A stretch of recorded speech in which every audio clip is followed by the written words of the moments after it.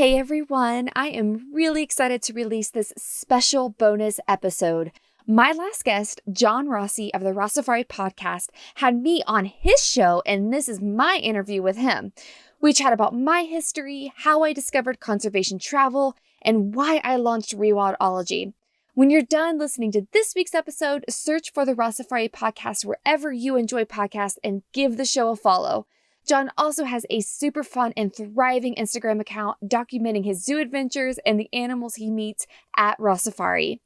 Be sure to subscribe to this show and let me know what you think about this episode by DMing me on Instagram at Rewildology or sending me an email at hello@rewildology.com. I'd love to connect and hear if you have a similar story. And now here is my interview with John on the Rossifari podcast.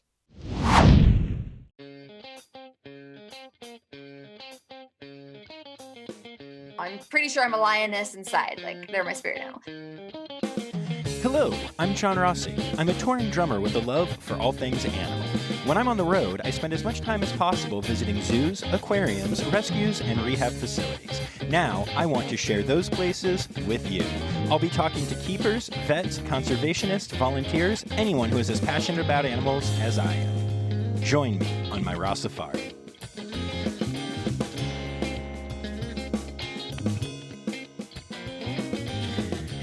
Hello. Hi. Welcome back to the podcast that is going to help rewild your week, the Rossifari podcast. Y'all, this is crazy. I am releasing this episode on March 9th, 2021. Today is the 1-year anniversary of when my world changed because of COVID. On March 9th, 2020, I woke up in a hotel room in Rapid City, South Dakota, having just played a show there. In the few days before that, our tour had played in Aspen, Denver, and Seattle, all cities that were hotbeds for this new thing called the coronavirus. We were told travel might be restricted soon and might not be the safest thing to do, and our leg of tour had just ended. So we hopped on our plane, said goodbye, and headed towards our homes. I noticed that my flights were significantly less packed than usual. I got home to an empty house, and even though I normally try to see miles as soon as I get back from tour, had read enough to know that I should probably quarantine for 2 weeks first, which I did. My cast was all texting each other about how lucky we were that our leg of tour had just ended, and we all had time off before our next gigs, so we could just wait out this silly little disease for a few weeks before starting up again without having to lose any work.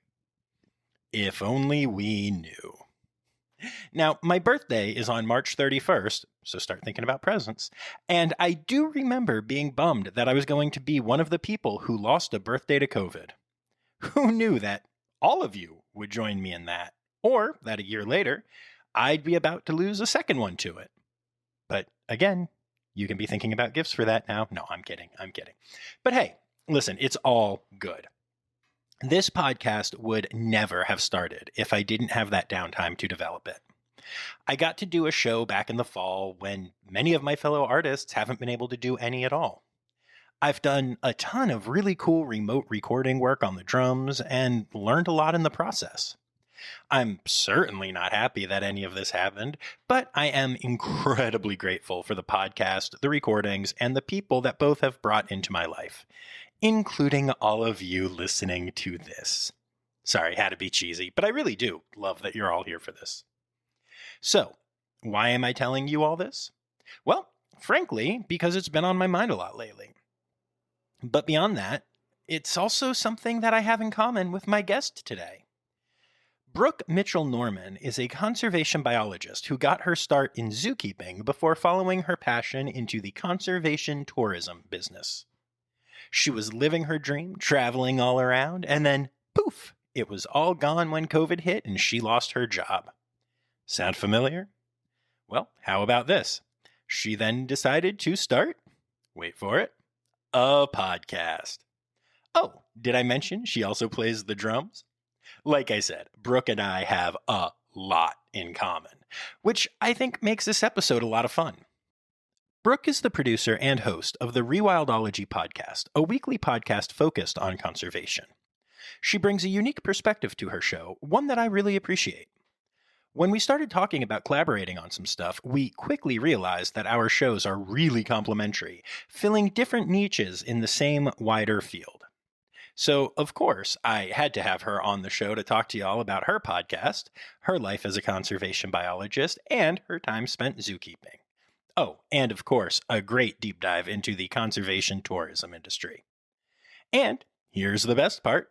When you're done with this episode, you can find Rewildology wherever you get your podcasts to not only hear more from Brooke, but also to spend some more time with your buddy John, because I'm the guest on her podcast today as well. Aren't we fancy? Before we get to the interview, don't forget to hit subscribe on whatever app you're listening on, and to make sure you're following along on Facebook and Instagram at Rossifari. And of course, while you're there, make sure you're following and subscribe to Rewildology on all of those platforms. Oh, by the way, there is one or two instances of swearing on this podcast. Brooke's very naughty. I tried to control her, y'all, but just couldn't do it. So, all right. Without further ado, here is my interview with Brooke Mitchell-Norman, host of the Rewildology podcast. So why don't you start off by telling everyone who you are and what you do? Yes. The what you do question, man, that's not rude anymore. So hi everybody. Hi, John. My name is Brooke Mitchell-Norman. I'm a conservation biologist by trade and have been in the field for quite a long time now. COVID kind of wrecked my world as it did. I know you can definitely relate, John. Before what I was doing currently, I was in the conservation travel industry. I worked for this really cool company called Natural Habitat Adventures, and I was very in deep on the conservation side of their work. So that was what I was doing before, but I know, as everybody knows, I know a lot of your listeners can relate being in the zookeeping and zoo world, that we were all hit very hard, and the travel industry is non-existent right now. So unfortunately, exactly, they had to make a ton of cuts, and my whole department was cut. After that, that night I drank like 3 glasses of wine, and then I was like, okay, got to put my big girl pants on and let's get back out there. So then after that, I got a role at a startup, actually, which is a really cool change of pace because I've never worked in the startup world before, for this real estate tech company called Pineapple Labs. And they're just really trying to be innovative and disrupt the whole real estate industry, which is really cool to be around. I've never been around people that are like my age doing awesome stuff. That's my current day job. And then how you and I got connected, which is so amazing, is I recently launched a podcast called Rewildology. And that is all about conservation and travel and these amazing people that I've met throughout my long career and just finding ways to share their stories. So that's kind of that's where I'm at in a nutshell at this current day and time. Yes, absolutely. And Rewildology is awesome. But you're lying to my audience right now. That is not how we met. That is not how we connected. Go ahead and tell the embarrassing story about how we initially connected. You have my permission. Okay. I was going to leave that up to you on whether or not we were going to share. Oh, yeah. Oh, okay. So this is so funny, everybody. All right. So my name is Brooke, obviously. And John apparently has a friend that also has the first name of Brooke. Oh, and not just the first name of Brooke Wilder. Oh, so think about your, yep. Yes, because what is your Instagram handle?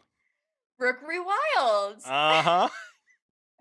Oh, John, you had no chance. No, I was done. No chance. I was done. Yeah, you had no chance at all. And it doesn't help that like my profile picture at the time was of my wedding, which is deep in the mountains. You can't even really see my face or anything. So like you would have had no idea. Well, anyways, so my husband was incredible and surprised me with my own electric drum set. And even back further in my roots is I'm a drummer.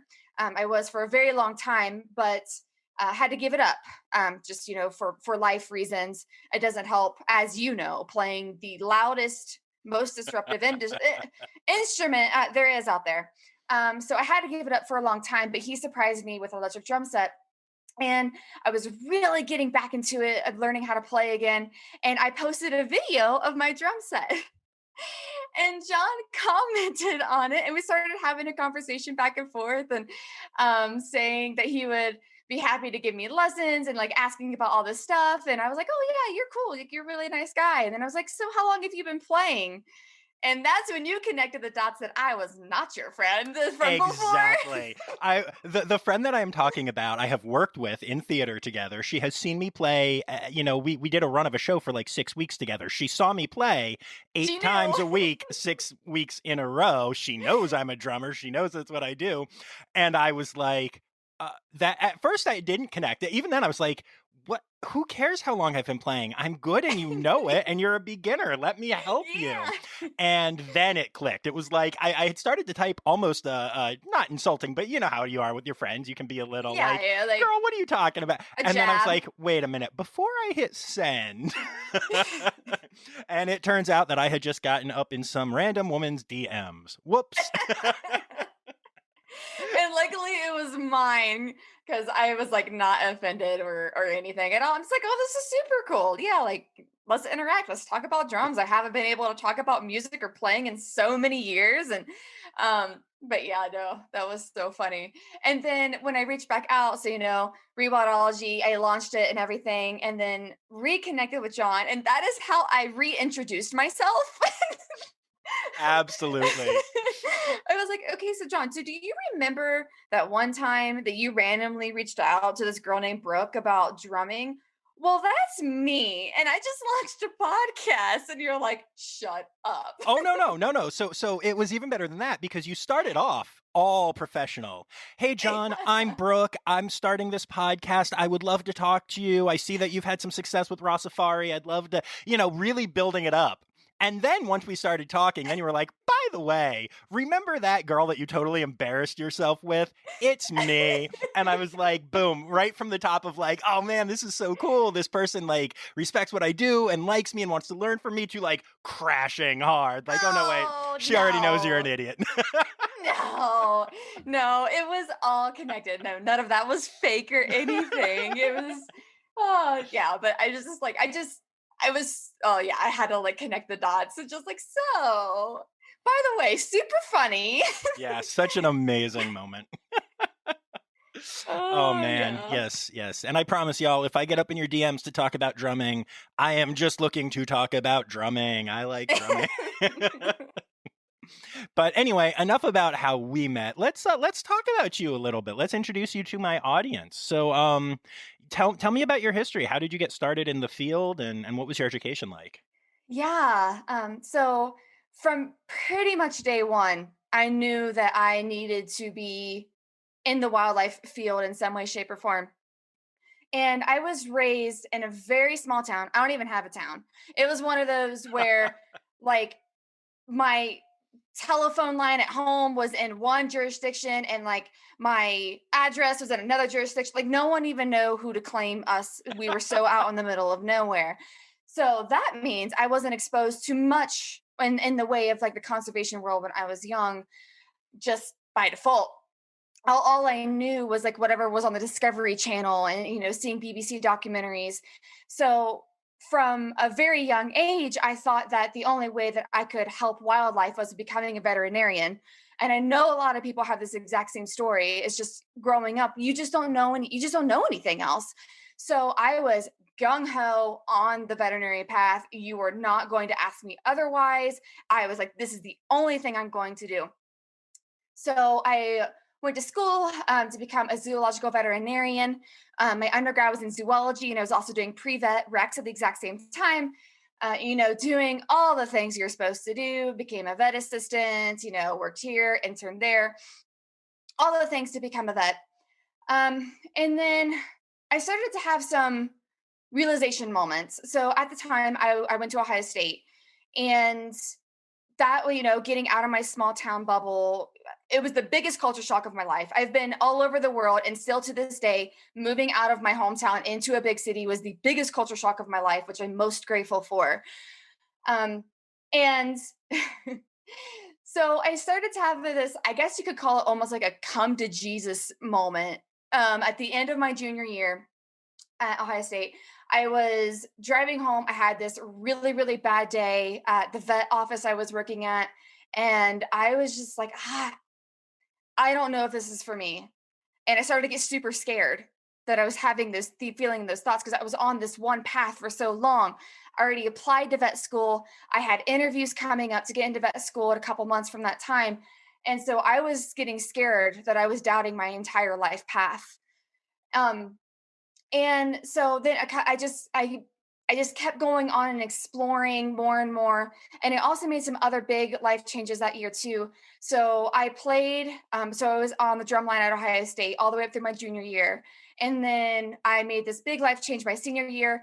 I stopped my musical career. And then I got a job at the zoo, the Columbus Zoo and Aquarium. And that was the first time in my life that I could use my personality for the betterment of wildlife. And I didn't know that that was possible. Like, I didn't know that that even existed somewhere in the world. And I also had some other jobs that I ended up getting at the exact same time that was more personality based. And it's just like awakened something in me. And I was like, oh my gosh, look at all these amazing things that you can do in the zoo world. Like, I was in guest engagement and ended up interning, in different areas around the zoo. And I was like, okay, this is my path. I am doing this. So in the final like nail in the coffin is I did interview for vet school, and I happened to be partnered with the worst interviewers that I could have ever been partnered Oh with. no. And so I mean, our personalities were the furthest thing away from each other that you can possibly imagine.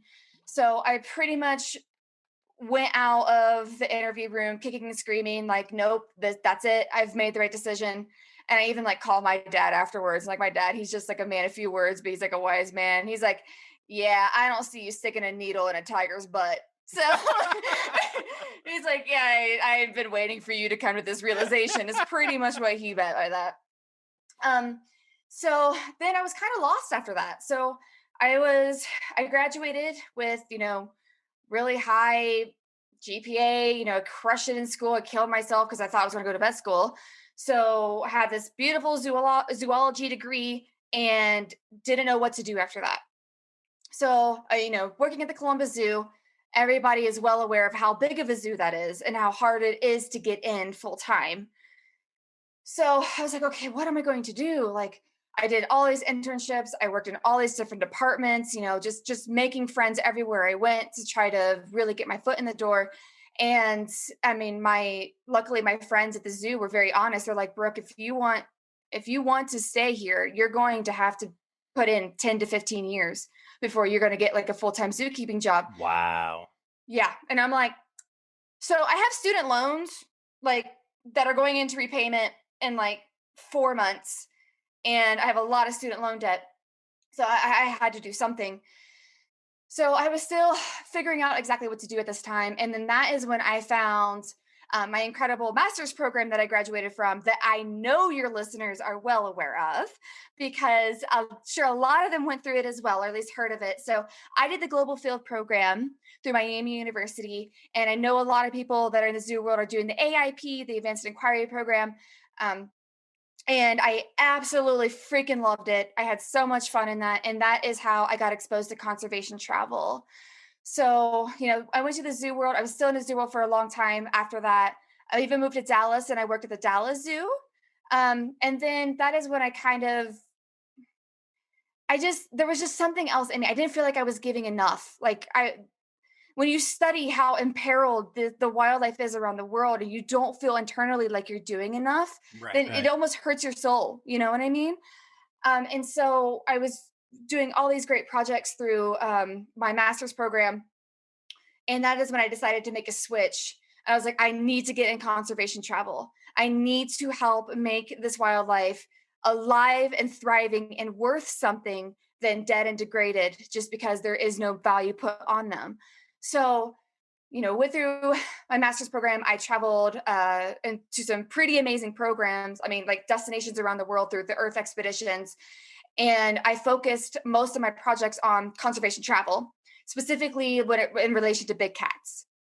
And so I then luckily I moved to Colorado also in all of this. I know there's a lot of things that happen all this exact same time. So I moved to Colorado and got really connected with some mentors of mine here that I absolutely love them to death. And they helped get me into the conservation travel world. And I work for this company, Natural Habitat Adventures. That's what I got into. I applied 3 times, by the way, everybody. So just take note of that. Like, if there's an organization that you really want to work for, don't give up until they literally tell you, I'm sorry, we are never going to hire you ever. Because I didn't give up. I applied to 3 different roles. And on the third one, I finally got in.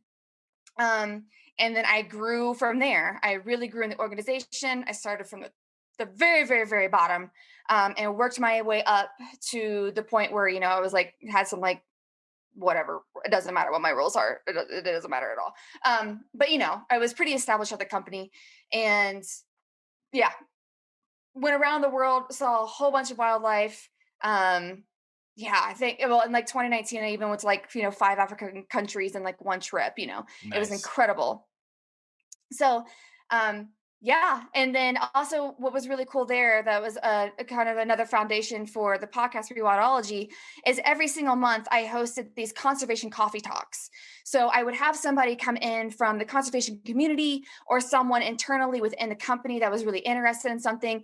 And we would have pretty much a coffee date in the lobby, just shared space area. And everyone told me that it was like their favorite thing. Like every single month, they looked forward to the conservation coffee talk. And I really missed that when I lost my job. So, pretty much my new podcast is almost like a version of that, just Right. No, in definitely. virtual form. That's awesome. Yeah, no, I mean, like I've often said, I like talking to keepers as I travel all around the country, and I don't get to do that anymore. So now I get to do that on Yeah. Rossifari. Same thing. It's like, oh, hey, if I like this, then maybe other people will like this. And yeah. Exactly. Very cool. Exactly. So that was a heck of a journey that you've been on. Yeah. I want to dissect a little bit of it a little bit more though. I'm curious. Yeah. So let's rewind all the way back to the beginning. hmm Um, so it's your junior year at the Ohio State University, and Thank you. obviously, and man, I can't even imagine transitioning out of small town to Columbus, because while Columbus is not the biggest city by any stretch, it is one of the wildest cities I have spent time in. I go to the Columbus Zoo a lot, and that place is always hopping. OSU is crazy.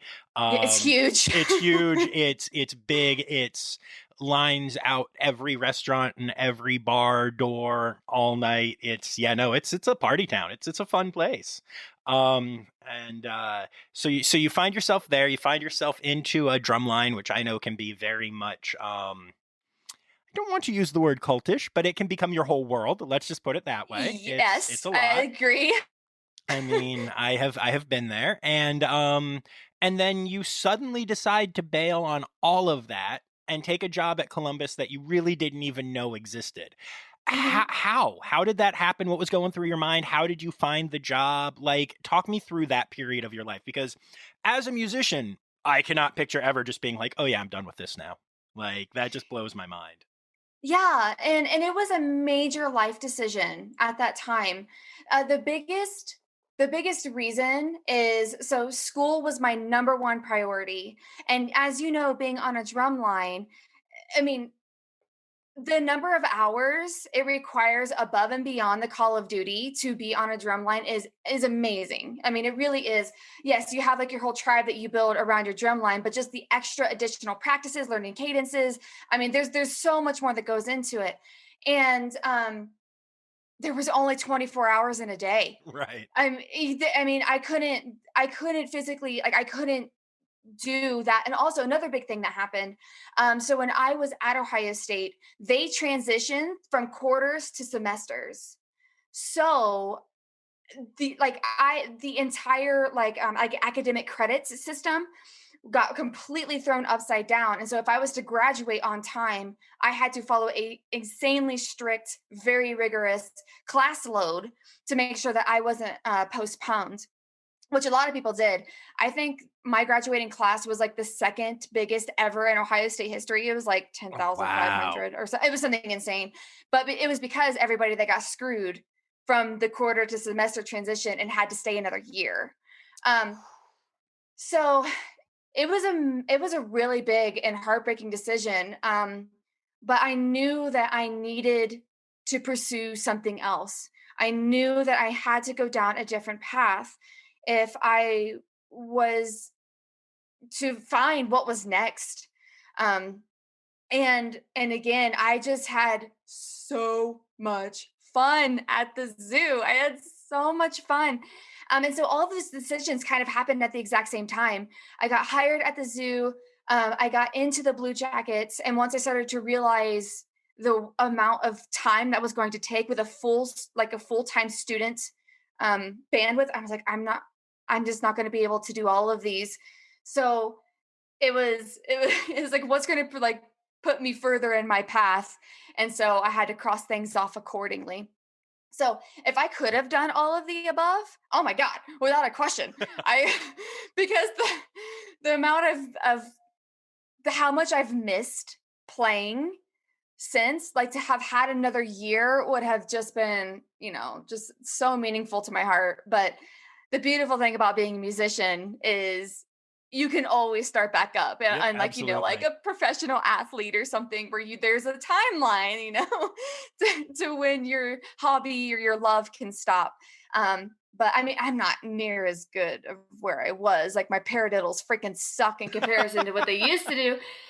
But at least I still can play and, play easy songs, and just when I'm feeling super stressed, just get on the set now, which is super rewarding. So, um, yeah, That's that was, cool. So tell me about this job at Columbus. What exactly was the position? yeah. So I was hired on the guest relations and guest engagement. So my time was split for both of those. So I mean, everything that was human facing, essentially. So I, did the parking booth and you scan the tickets inside. I eventually became a team lead, so I was helping like manage the team and scheduling and all that kind of stuff. And I got really, really, really close with pretty much all of my coworkers that I was around. And then my other time was spent in guest engagement, and that was where I really flourished. And oh my God, it's so much fun. It's because it was a relatively new program. This like idea of like a guest engagement where the only reason you exist is just to make people's days better around the zoo. Right. And oh my God, I had so much fun.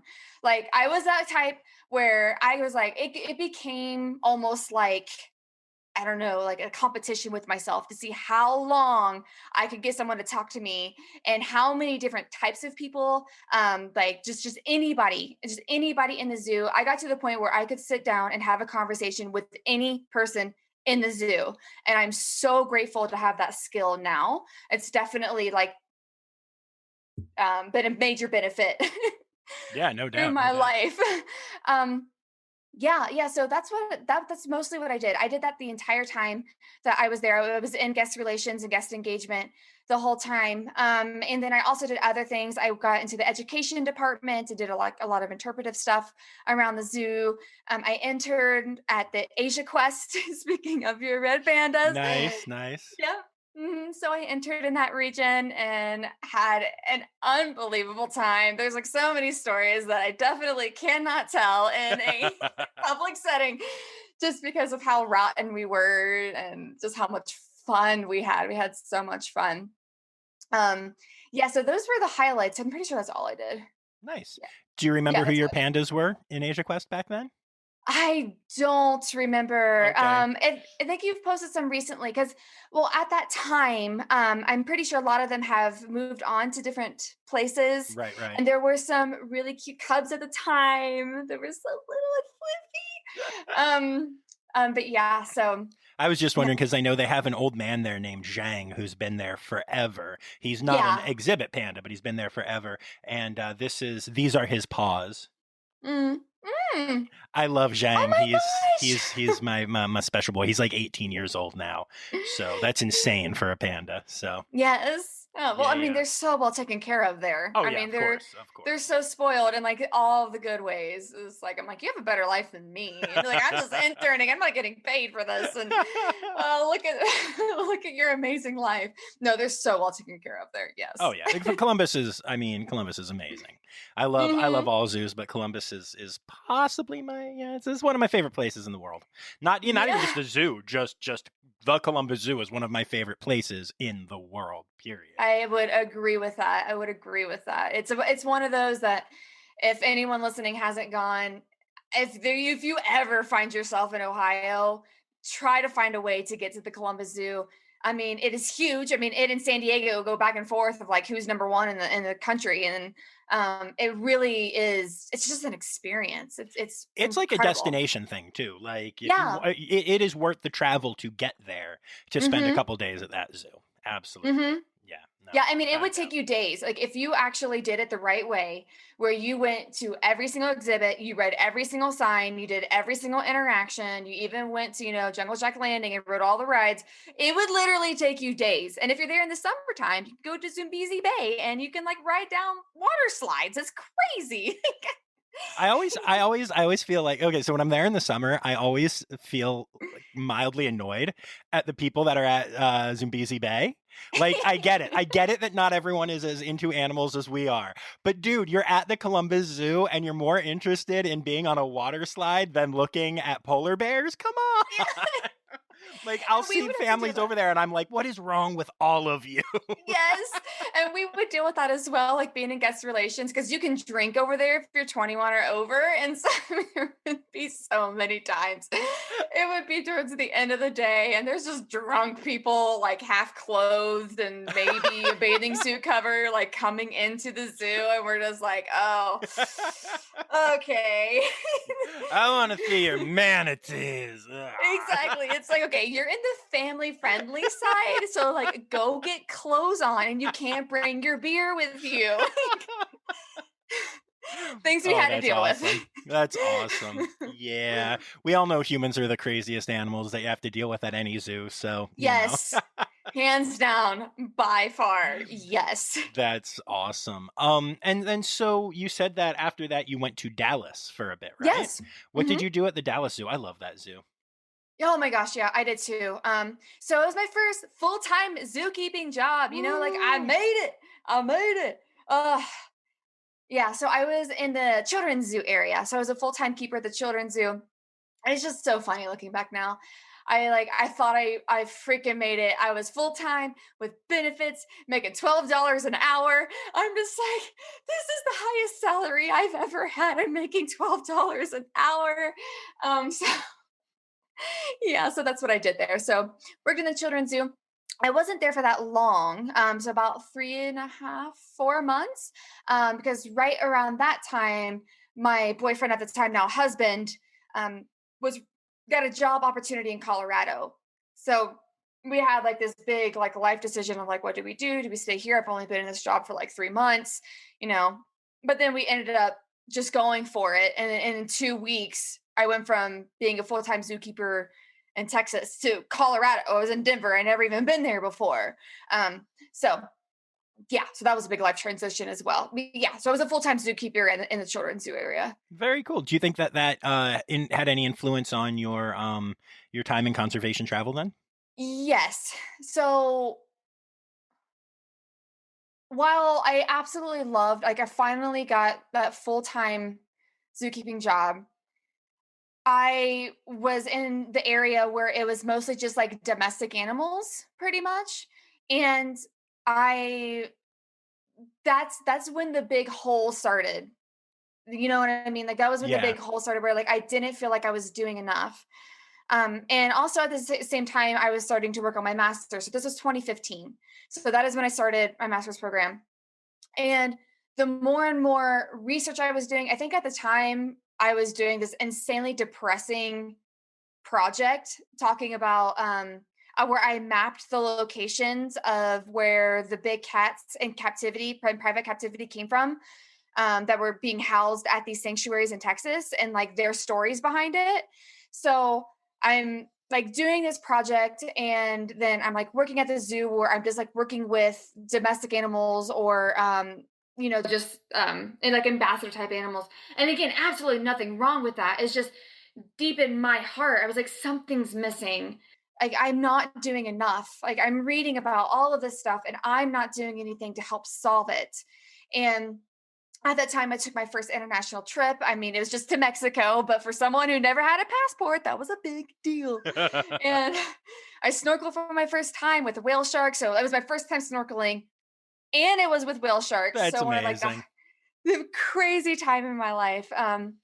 But yeah, so I left the Del Zoo, and also at the same time, to be 100% honest, $12 an hour barely is rent and food. And I had these massive student loans payments that were coming down the pipeline, and like I could barely make them. It was incredibly depressing and stressful. And I'm like, okay, I can't afford to make my payments, and I don't feel fulfilled.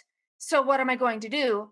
And so when we left Texas and moved to Colorado, that's when I decided to make a career change of some sort. I didn't know about conservation travel yet.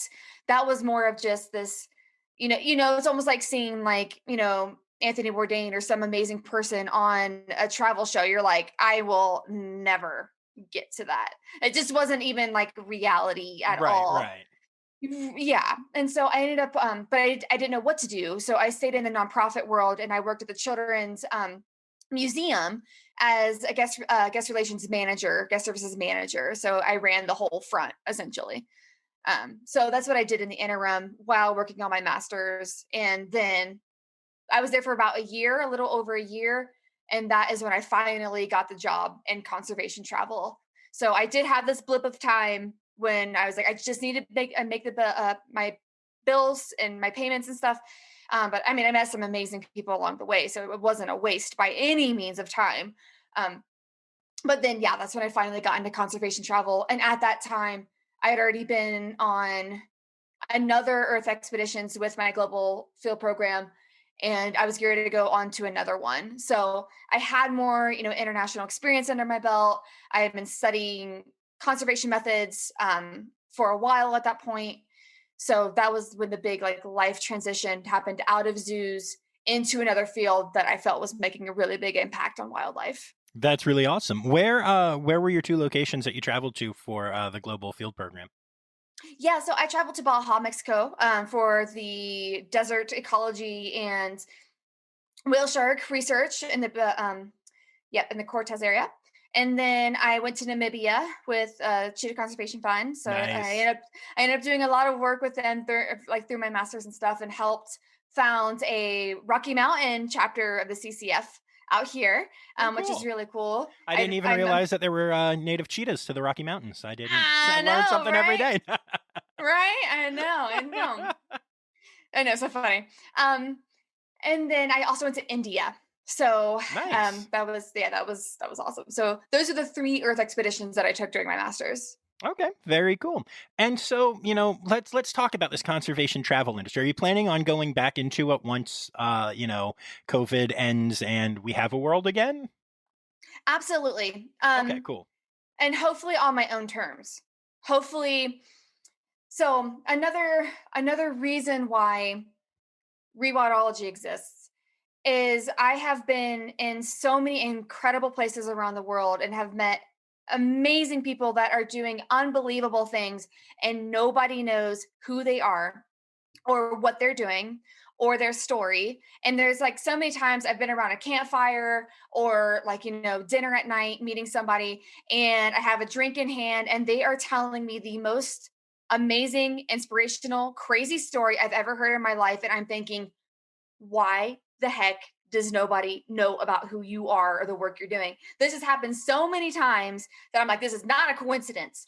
So my hope and my goal is I'm figuring all of this out. I have no idea at this time what it'll be, but finding a way to travel with the intention of recording these people's stories, like going on the ground to these conservation organizations that are doing the work in the countries and telling their story. So yes. And if that means I need to get a travel, like a paid travel job in the meantime, then absolutely. I'm Right, happy right. to. Yeah, while I That's figure stuff out. that's actually really fascinating to me. Sharing the stories of people that aren't as well known is a big passion of mine. I mean, that's why I try to talk to so many like keepers and not just PR people at every zoo or whatever. Ironically, and I think this kind of speaks to how I've stumbled on the right mission for Rossifari. My podcast episodes with people that would be considered more famous or more well known in the general conservation field. I've had a few now, and they are my least downloaded, my least commented on, my least liked.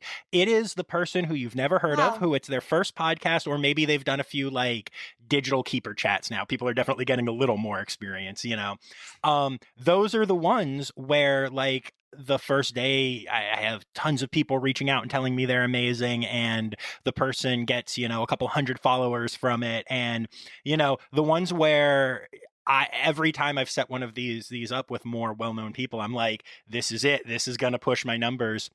It never has. But when it's That's some amazing. random person who's got amazing stories and an amazing heart and just hasn't had a chance to share it, people eat it up and share it and talk about it, and suddenly my numbers go flying up. And I'm like, oh, there you go. There you go. That's awesome. But that's exactly it. Like now that you're in the world, like it's just because this field is all based on heart and intention, and to be around so many inspiring, passionate people, it just really does something to you. And we all have our strengths, and so just all playing on our strengths, like you and I, we love talking to people. We love, like, tell me your story. I will sit down with you for hours and just tell me everything. And then, the person we're talking to, they're really good scientists, and they know the science, and they know the behaviors of these animals like the back of their hand. They know exactly what's going on in these places and the issues and the conflict that they're trying to find some sort of resolution for. And then, so using all of our strengths to get to the same mission, which is protecting these wildlife, keeping them going, giving the people on the ground the funding, the support, whatever it is that they need to make sure that these animals, and not just animals, like these wild areas, protected and thriving. Um, yeah, it's so rewarding. It's so Absolutely. It's so rewarding. cool bringing these stories to the front. I love it. So when it comes to conservation travel, you know, I have people who listen who might not know exactly what you're talking about there. And I know that there is a lot of controversy about certain aspects of travel in the animal world. And I mean, you could even go into big game hunting and stuff like that, which obviously is not something you're talking about here.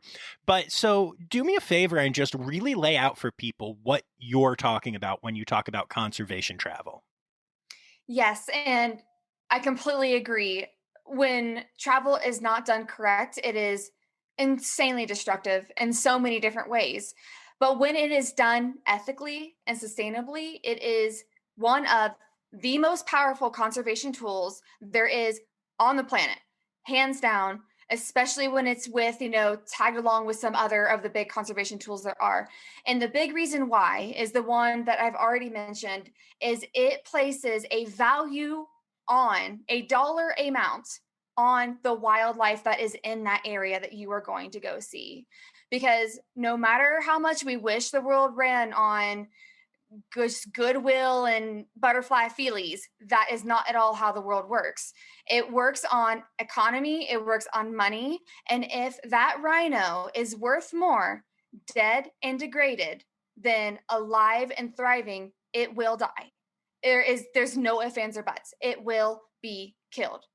And so that's the biggest motivation of why it is so important to keep tourism alive. I mean, it is one of the biggest industries there are in the world. It's I think it's like 1 in 10 people. I don't know. It's like some crazy stat. I'd have to look it up of how many people are employed in tourism around the world, how many jobs it helps supports, how many people that are related to those people that are in tourism, how many that it support. So it is very, very powerful. And if there is like, like I say, a national park that has its goal is there's some beautiful wildlife in there, like the Serengeti or something like that. Actually, Serengeti is a perfect example. If there were not tourists that came to the Serengeti, there is no way it would still exist. There is no way it would still exist. All of that amazing wildlife, it would be gone because there would be no incentive to keep it protected, especially when you start to go to these places and you start to see the conflict that is real. Because I used to have this misconception of like, who the heck are you to shoot a lion? Why in the world would you Right. want to kill an elephant? Like, what in your right mind would make you want to kill an elephant? And then you start to actually do the research and studying human wildlife conflict. And then you go to these places and it's like, I know why. I've never had an elephant in my backyard. I don't know what it's like. I don't know what it's like to have a herd come through when I'm barely making it, because the populations are high, the cost of living, like they're just not making any money. So it's a very, very hard life. And the difference of, let's say, a lion or a hyena killing a head of your livestock could mean the difference in whether or not you feed your kids. So, what incentive does anybody have to keep the animals alive if it could possibly ruin their life? So, that is the power of conservation travel because it gives local communities, it gives different areas a source of income that places direct value on that wildlife. So if that lion brings that community more money by it being alive, beautiful, thriving, he's gorgeous, he, roars all the time, and they're like, yeah, that is our freaking lion, and he's going to bring us so much money because all these tourists from around the world, they want to see the lions, and hopefully they'll also buy our handicrafts. They'll interact with our community. So that is the big power of it. Now when it's not done right, that is when we get some major issues. So it's just kind of standard across the world. There are a lot of corrupt governments where maybe all these tourists are coming into the area, but they're keeping all the money. It's not being trickled down in any way. So the people that are just dealing with the wildlife and all of its consequences aren't getting any of the benefits of living with those protected animals. So then like they're caught in like the worst possible situation. They're not getting any of the benefits of living around this wildlife, but they're getting all of the bad stuff because whatever it might be. It might be a tiger in the area that, loves to kill livestock, or even worse, there are human eating and human, killing tigers. Like those Sure. do Yeah. exist. Um, so in areas like that, with like the local people aren't being properly compensated or brought into the tourism conversation, then that is when we start to get a lot of problems. And of course there's no way to not have any impact, you know. Hopefully if anybody's traveling with a company, hopefully they're carbon neutral, and what that means is they pay enough credits to offset whatever your trip cost. So like that was a really big thing at like my former company, NetHab. They were the first carbon neutral travel company in the world, and we did a whole bunch of stuff to really keep that going and just set a standard in the industry for what it means to be a conservation travel company. So that's the big power of it. It places a value on the wildlife and the land that they're on in these amazing areas around the world, because otherwise there's no reason to keep them alive. Makes sense. And yeah, that's really important.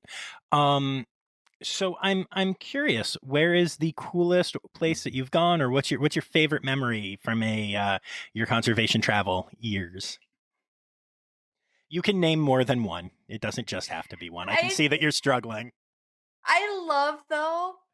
Can I just say something real fast? That Yeah. I love that this is a problem of mine now, because to come from someone to grow up where I barely even left my hometown Hmm. to be to the point now where I'm in double digits countries that I've traveled to and the wildlife that I've seen. Like, if I would have told myself at 18 that this is like where I would be now, I wouldn't even believe myself, you Oh, know? no doubt, no doubt. I have, I mean, touring has been, the way that I've done that, but I have played every state in the country except for Alaska and Hawaii. And I have played, oh, I don't know, one, two, three, four, maybe a dozen, 14 foreign countries as well. And it changes your perspective. It changes just, you'll have a conversation with someone and they're like, well, nobody's like this or no one's like that. And I'm like, you've never left your, you've never left your hometown, have you? Because literally like 3 states down, not even talking Europe, like 3 states down from Pennsylvania, you're going to find an entirely different world. Or in the Exactly. city, if you drive 2 hours away from this town into a city, you are going to find an entirely different world than exists. And yeah, I'm such a huge fan of travel, and I think it's so important. And yeah, we're both very lucky to have done that, all over the country and the world. Yeah. So I think I have two stories. One Okay. isn't that like whatever. It's just it meant so much to me. It was I was in India, and so big cats are my thing. That is what I dedicated all of my master's research to, and like they're my main like life, whatever you want to call it, my spirit animal. I'm pretty sure I'm a lioness inside. Like they're my spirit animal. But I was in India and I saw my first wild tiger, and I almost broke down into literal tears because it was the most moving moment of my life at that time. He was young. I mean, he was an adolescent. He just eaten. His belly was super, super full. And we were ironically at this spot called the Tiger Hole, aptly named. Yeah, it was just this little pond that was his. And we were with him for 45 minutes. Like I said, he just eaten, so he didn't give two shits about anything. He just was like, I'm a cat and I'm full and I'm just gonna roll around and be awesome and take pictures for you all. So yeah, we were there for like 45 minutes. It was like our first safari in where was that? Niagara National Park. I mean, like the Tiger Reserve. So that's where I was, saw it there. And it was just like that validated my life. Like that validated all of my work, all of my graduate research, everything is like I finally saw a wild tiger. I have so many pictures. It's ridiculous the number of pictures I took. And then probably my second one. So if you can't tell, I love predators. And so this one was with wild dogs. I was in Nice. Botswana. In Botswana in the Linyanti Reserve, which is just right outside of. So if you think of Chobe National Park, so it's around the area. So very similar ecosystem to that. And wild dogs, this is like one of the areas that they thrive. And so I was at this very small camp, this very small exclusive camp, and the rangers or like our guides got a tip off of where the wild dog pack was. So we went out. It was a very warm day. That was their summertime, so it was hot as balls. It was so hot, and so we finally found the dogs, and it was just me and my guide. That was it. It was just us. So we found the dogs. We drove up to them just to hang out, and they were all laying around, and there was 14 puppies. So there was yes, so there was puppies. There was puppies. So it was 14 puppies. And then there was also some adults, and they were just all hot and laying around and panting. But I'm still like freaking out. I have so many videos of all these puppies that are just laying around being cute. And then the adults come back. And I'm sure that anybody has seen wild dogs on a documentary. They always like interact, so they like touch each other's mouths, they make cries and stuff. That's called the greeting. And when that happens, some cool shit is about to go down. So, when they did the greeting, and like the matriarch, she was, and she still had like her breasts were still full because she was still nursing the puppies and everything. So she like interacted with the puppies for a while, and then out of nowhere, they were off. The whole pack, they were off. It was time to hunt. So we followed them. Nice. So we stayed. So it was us and one other vehicle. So there was only one other guy that was part of the camp that I stayed at. So it was me and one other vehicle, which is the exact opposite of what you think about like the Serengeti. And the reason why Botswana is so amazing. If you haven't been to Botswana, you have to go to Botswana. So we were off. We were off. So we followed them. The original truck, they followed the adults who started on their hunt. We followed the puppies. So we were behind the puppies for the whole time. And then while the other safari vehicle was following the adults. And then after a while, there was like not much action or anything. So then we were radioing with the other guide, and we found the adults. And holy crap, some of the craziest things I've ever seen in my life is, so dogs, they didn't stop until they took something down. So we probably were in a part of around 4 hunts. So, they would go after this animal, it would run away, or they would accidentally not communicate correctly and it would get away. And so then they would regroup and chase after something else. Like half the pack went back into the wooded forest area. So the other safari vehicle followed that pack. We stayed with the matriarch on the other side. And so it was 2.5 hours of straight adrenaline being in this wild dog pack hunt. And then officially right before dusk, they did take something down. And so we, ran, rolled across, because, it's not like they follow paths or anything, right. like taking down something. So, we're just hopping through all of the forest areas. We finally find them. And the funniest thing too is, since the guides know the wildlife so well in the area, they knew the antelope that it took down. They're like, man, because he was missing a horn. So he was I was an impala. So he was very obvious of what was taken down, and they knew who it was. So that was the funny part about it. And then once they had eaten a lot of their share, a couple of the adults ran back right to where the wooded area was, and brought the puppies. So then all the puppies got to come, and we were just right there. And it was just me and one other safari vehicle with 2 guests from the lodge. That was it. Amazing. And we got to watch it was unbelievable. It was one of the coolest things I've ever seen in my life.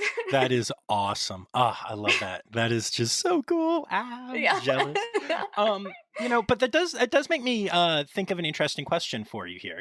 Gonna be a little less fun for a minute, but I would love your take on this. I agree with everything you're saying about conservation travel. I think it's incredibly important. I think it's important for the people of the countries, like you said. I think it's important for the people that go there. It can create conservationists and stuff. Yo, that is expensive. So what do you think can be done to get, disadvantaged people, or even just I don't know, broke ass musicians, to go out and have these experiences? Because otherwise, isn't it just rich people getting to have this cool experience?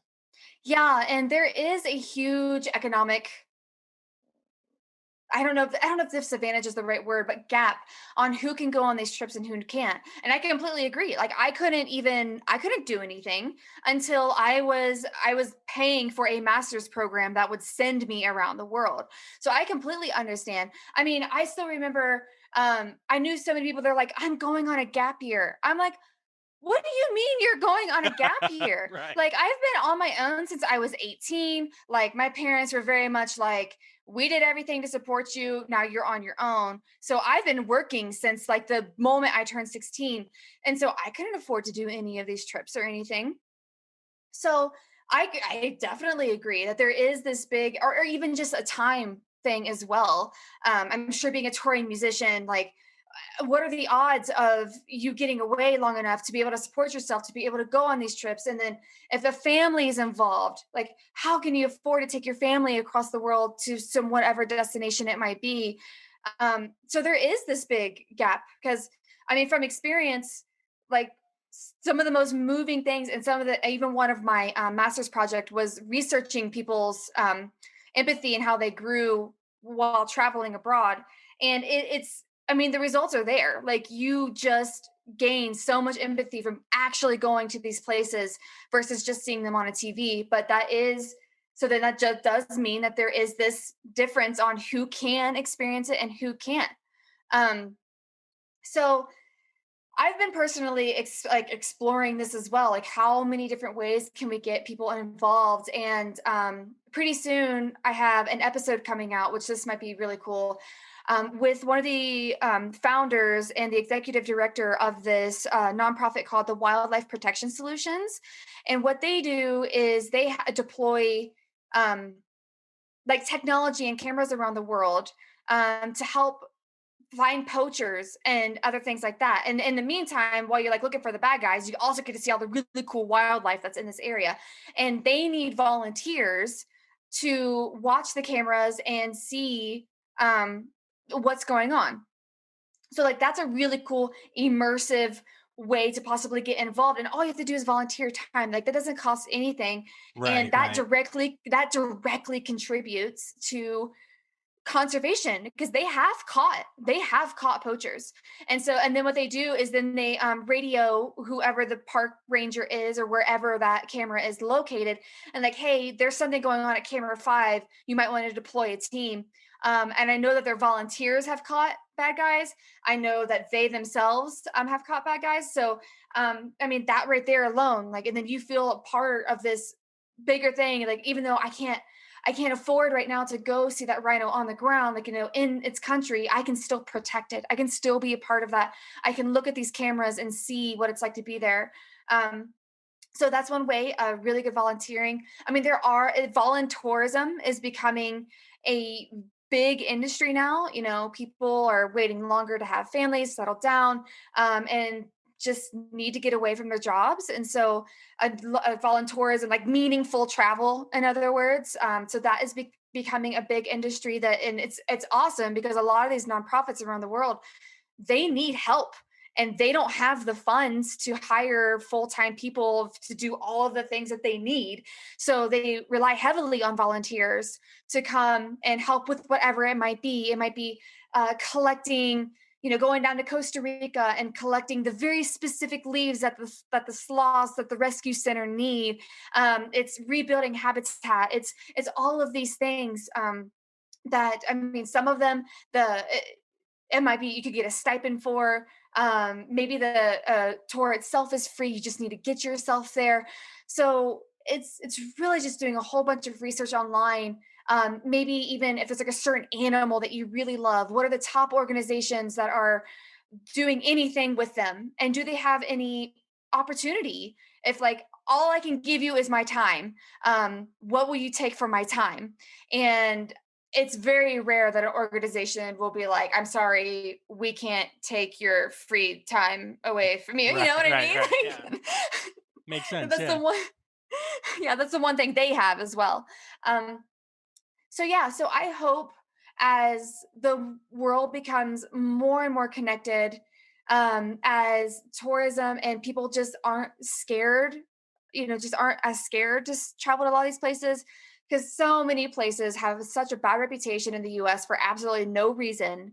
I go there and I'm just like, why are people scared of this place? I don't freaking understand. I'm like, I'm a small white girl and it's still like I'm not scared at all. Right. Like, I don't understand. Um, yeah, so hopefully, just as the world becomes more and more connected, we'll see what the travel landscape is post COVID. I mean, a lot of the airlines were hit, so hopefully this will just show them how valuable their travelers are.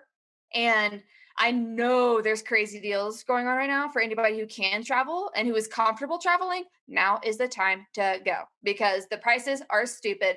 All of the hotels need people. They need to have heads in their beds. They need people on these planes. So if anybody can, if you have like $1,000, I mean, right now $1,000 could pretty much get you most places around the world, which is amazing to say. I know that that's not a small amount of money. I Oh know no, that totally. But because, compared to what it normally is, you're absolutely but right. Yeah. mhm. I did have to travel once during quarantine, like take a flight, and I was super careful about how I did it, and had rows all around me empty. But you're right, like I had to fly down to Dallas, and I think it cost like 80 some bucks, and I kind of booked it not last minute, but like close to last minute, which is usually very expensive. And yeah, it was nothing. It was Yeah. absolutely nothing. And there was a part of me that was like, "Ooh, let's take advantage of this and go everywhere." And then there was a part of me that was like, "Global pandemic. Let's." let's not be that guy. But yeah, no, you're right. And Exactly. the rates are there. Exactly. So, yeah, I just think that also too, um, I've come to find over the years that stuff is not going to make you happy. Travel and experiences are what make you happy. So, an idea for anybody listening is, what do you have to sell? What do you have that's been in your house for a year or two that is you're never going to use again? Facebook Marketplace, I mean, get rid of the stuff. I've gotten rid of so much stuff. Also, too, just being creative, being entrepreneurial. Like, you can do Instacart now. Like, that is super popular. That is an easy way to get extra money in your pocket. I mean, Uber and Lyft, those have been around for a long time, but more of those business models are becoming more of a thing. Um, if you have any sort of talent, put a dollar sign on it. Like, put a dollar sign to your services. Like, there's other ways that I'm starting to find during COVID to make money, which is pretty cool. Like, because I was always just like a W-2 9 to 5 type job person. And I was like, wow, it's actually, if you just get a little creative, there's a lot of ways that you can make money nowadays. So, yeah, being resourceful, make it a goal, set a goal of when you want to travel to what destination and then make it happen. Like, set the goal and then put a plan in place to make that trip happen.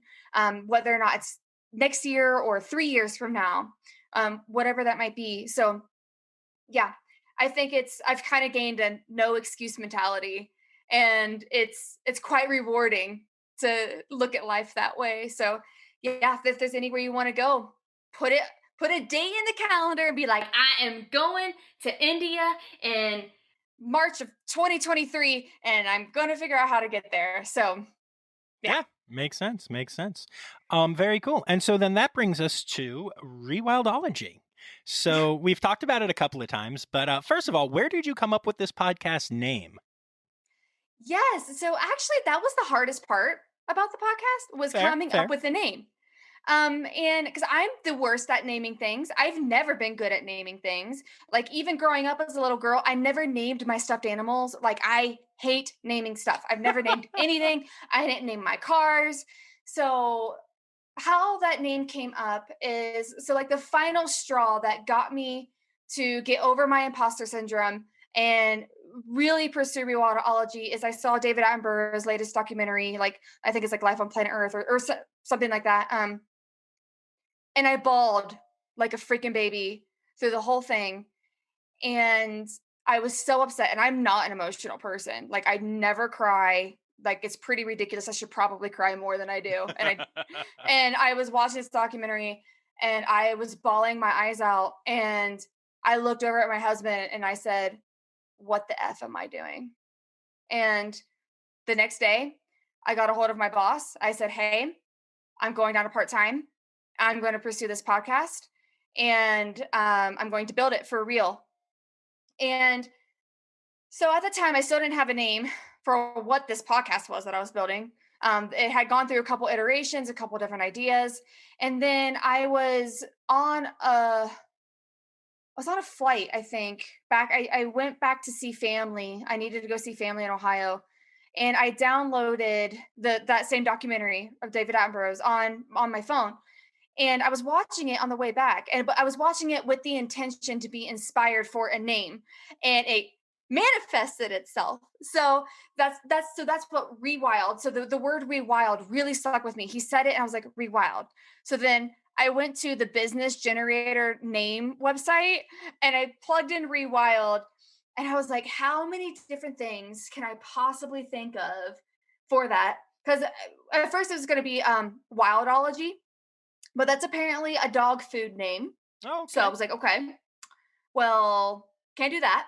So, because I want SEO, never want SEO, but when you do the search for it, that's going to be the only thing that exists. So I knew I wanted the word rewild. And then I went through, like, probably about a week or two of different ways of using that word. And then that is when I was like, okay, rewildology. I was like, I'm a biologist, rewildologist. that just makes sense. Like, so that's how it came to be. And then of course I looked up everywhere. I was like, okay, it's not, you can't Google it. It doesn't exist. It tries to like, did you mean Right. wildology? Did you mean this? It was nowhere on Instagram. It was nowhere in like a podcast directory. It was a trademarked word. So I was like, okay, well, that's it. That's the name. So that's where it came from. Nice. That's awesome. That's funny. And yeah, I know that you mentioned being bad at naming things, and I remember the conversation we had the other day when you said that you want to have 2 kids someday, but they'll just be named boy and girl. So Yeah. dumb joke. No, but seriously, that's really cool. And so you're going for more of a long form conversational podcast. I've been listening and I enjoy it. We've actually had a couple of mutual guests already, which is pretty cool. Yes. I love how small this world is. How you feeling about it all so far? It's been the most rewarding thing I've ever done. And the reason why, and I've just, anybody listening, I really want to drive this point home, is nobody can take my podcast away from me. Nobody. So I had put, for my last job, I put so much into it, and it was taken away from me just like that. It was gone. It was gone.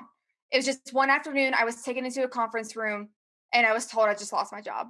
And so everything that I had built at that time, which was quite a significant amount, was just it was just gone. Like I couldn't even access my files when I left. Like I couldn't get into anything that I had done. The contacts that I made, I had no access to any of them. But through this, like I get to do whatever I want. Nobody can tell me what to do. It's like the type of episodes I want, the guests I want to have on. We cuss a lot. I was like, okay, so this is another thing about the show that that's very different, is I wanted to paint a real picture of the conservation field, having been in it for so long.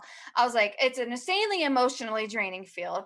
It's insanely rewarding though, but it does take a very big toll on you. I was like, we're all borderline alcoholics. I drink a lot, and I know most people I know drink a lot. We have insanely dirty minds. We joke a lot, like I said, we curse. So that is the picture that I wanted to bring towards, this podcast. So the conversations are I call it like a happy hour. It's like if you have a coffee date with a friend that just happens to really love wildlife, or a happy hour, if it's like later in the afternoon, then we normally have like a glass of wine or something as we're chatting. And it's just very open and honest. And we get deep. We get so deep in each episode. Normally like something like really personal is brought up in a whole bunch of them, just by naturally where the conversation goes. And so it really paints an authentic picture of these people and what they've experienced, what they've gone through.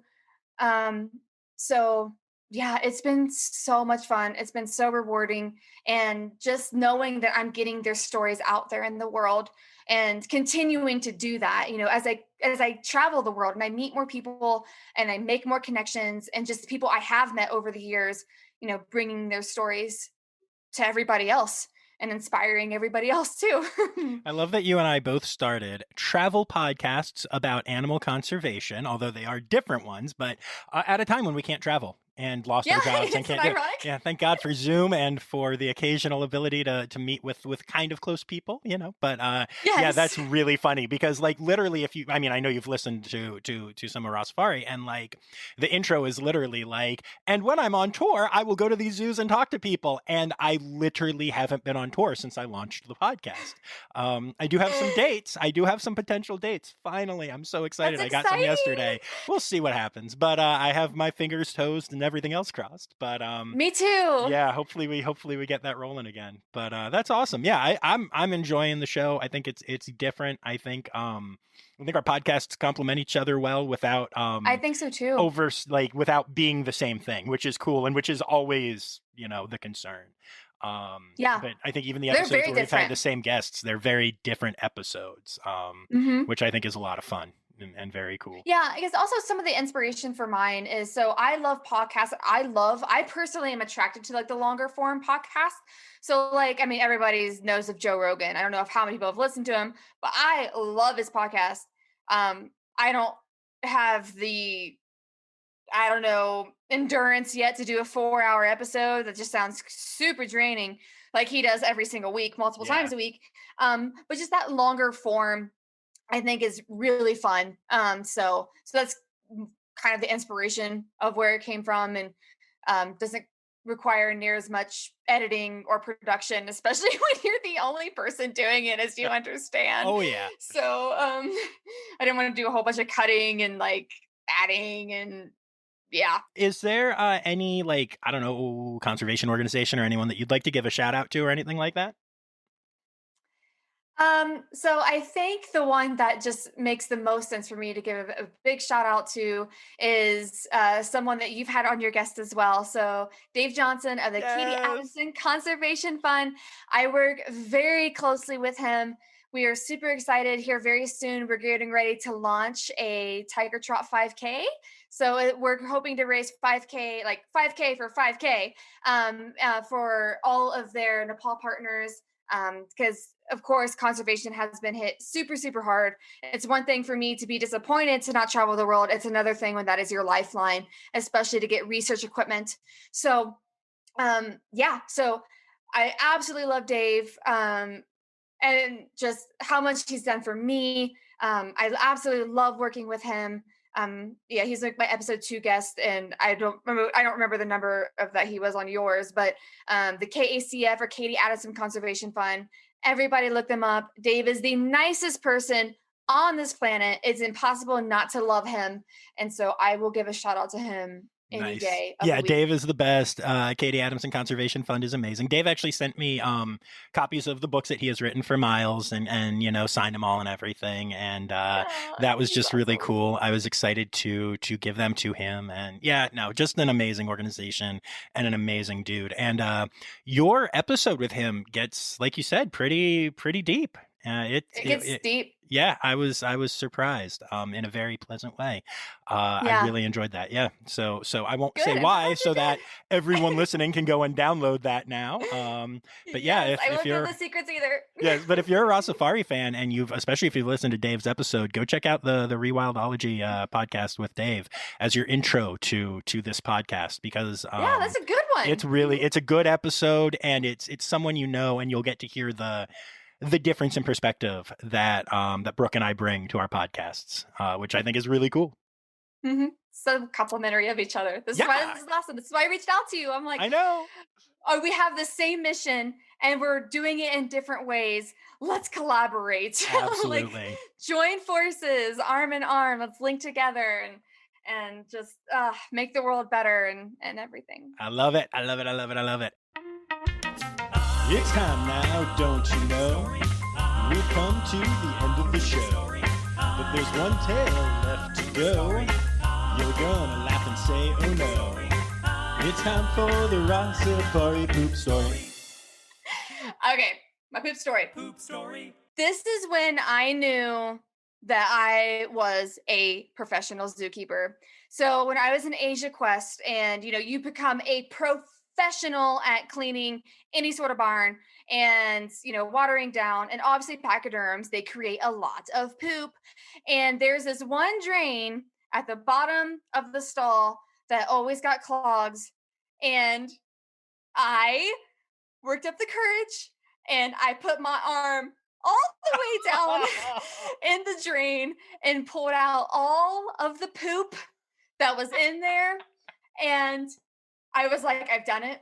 I am officially a zookeeper because I have put my hand in a nasty freaking drain that is completely filled with poop, and I've pulled it all out. And then I went and told like all the full-time zookeeping, and they're just like, yes, you've done it. Like, you have reached it. So that is my claim to fame, is the moment I became a professional zookeeper, because I stuck my ungloved hand down a drain full of poop. And Love I did it. Amazing. Nice job. Nice job. Oh, man. Well, this has been an absolute blast. Thank you so much. Yes, thank you for having me on.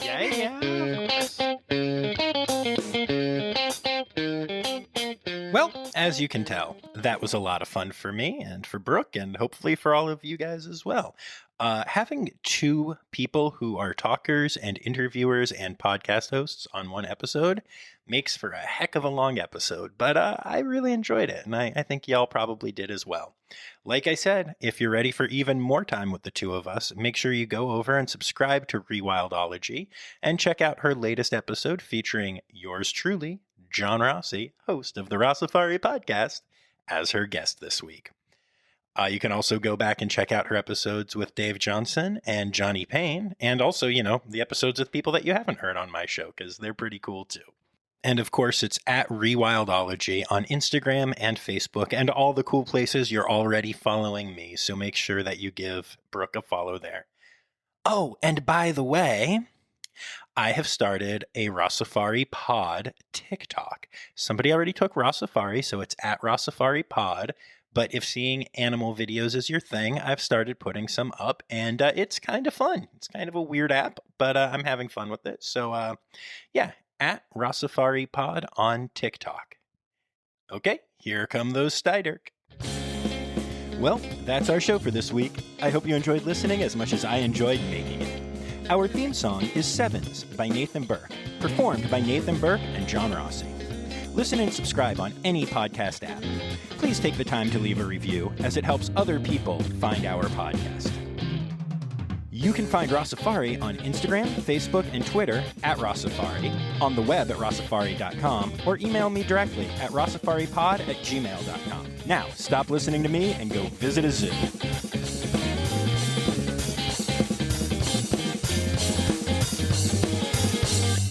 Hey, thanks again for listening to this episode of Rewildology. If you like what you heard, hit that subscribe button to never miss a future episode.